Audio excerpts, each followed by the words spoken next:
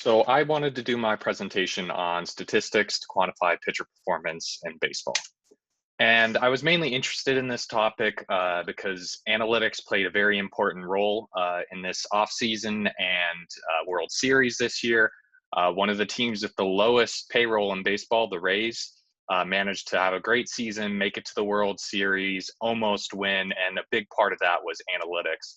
So just give a brief example of how they utilize analytics.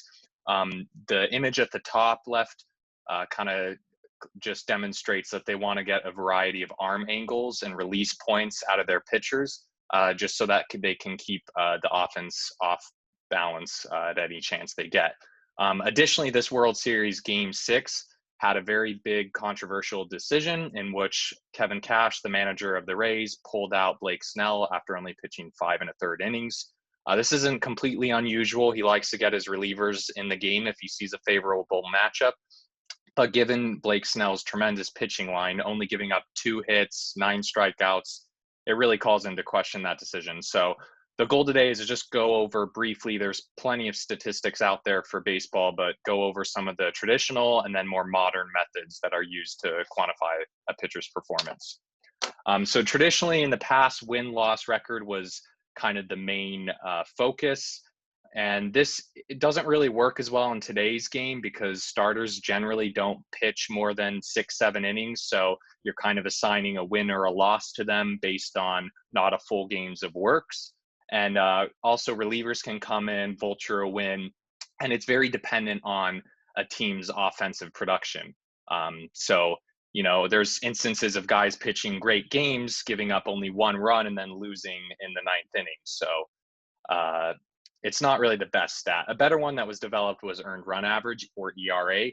And basically what that does is normalize the number of runs a pitcher gives up to 9 innings or a traditional game. So just an example of win-loss and ERA. The chart below is from the 1990s season in which Bob Welch won the Cy Young. As you can see, both Welch and his teammate Stewart had very similar ERAs, but clearly the voting committee favored the wins over that, when in reality Stewart threw more innings, gave up fewer runs, had a lower ERA. The argument could be made that Stewart actually pitched better. So this is just one of the drawbacks of the win-loss and the traditional way of thinking. Going into some of the modern methods, StatCast is something that was employed in all major league ballparks that basically allows them to collect a variety of data. As you can see in the image above, it shows what type of pitching data they can get: spin rate, velocity, and then on the hitting side, launch angle, the angle off the bat, the exit velocity, and all of these newfound stats can be used to analyze players' performance. So for example, those offensive stats are being utilized in the expected weighted on base average against the pitcher, which basically takes into consideration the overall contact by understanding the exit velocity and launch angle, as well as walks and strikeouts. So that's just a better indication based on overall contact and not necessarily, the outcome. And then another new statistic kind of employed is defense independent ERA.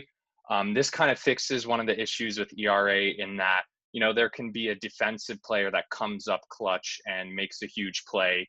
And so that's not really reflected in ERA. So defensive independent ERA projects what a pitcher's ERA would have been if not for the effects of defense or random luck on the field. So it kind of tries to take all of the other variables out of the equation. So in conclusion, I just wanted to briefly go over a couple of the stats, both traditional and modern, that allow you to analyze pitching performance. And I hope you guys learned something along the way. Thank you.